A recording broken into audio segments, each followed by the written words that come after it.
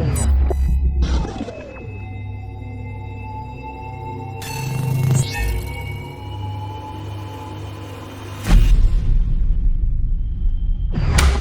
we're gonna use a wrist ride, kind of like a Kimura, like a premature Kimura, where we're in here and we're pulling this to us.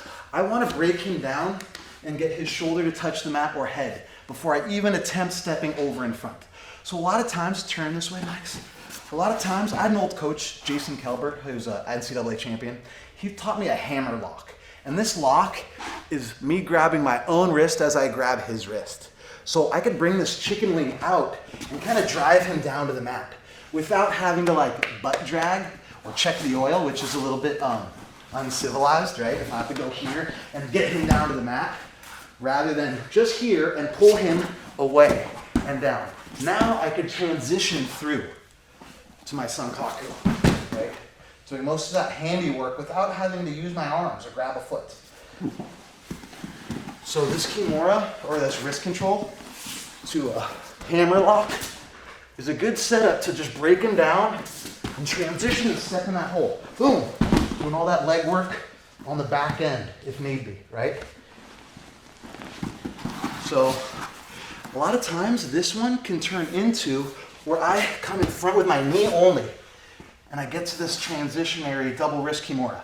And I can't pull out the arm because he might be grabbing his own hand, right? It's like, can't do it. So a lot of times I'll make him do a big roll, and I'll sit back, and then I'll step over the leg. So I have a sankaku, right? So they hold on to their own wrist right here. I can't Kimura it. So what I'm gonna do is I'm gonna roll him that way. And as he rolls, my right leg steps right into that armpit, right? It's here, boom, and I can lock that up. Pulling that arm through. Another good option off of that wrist control ride, right? So I have his back. And then here, I'm pulling it in. Maybe I have this far foot a lot of times. For jiu-jitsu especially, it's hard for someone to face you right here. But if you just have the wrist, they'll find a way to face you and kind of, play guard a little bit. So this is a good, healthy option. Max can't face me. There's no way. So now I could kind of work towards, stepping in that hole maybe, or just getting a roll to step in the hole. Do you see the two differences where one of them is forced and the other one is felt? Where the forced option sometimes isn't the best. Where I might get his head to the mat and I try and step in this hole and it's just off, right? He might be weighted too far away from it, so I can't get my lock. Whereas if I could just get my knee in there, boom, this double wrist lock, I can't get it, but I can lean back and make it roll. Then I could step in that hole with that same sankaku in mind. So you have a couple options from this wrist ride, which takes drilling and practice to find your foot in the right spot, right? Right?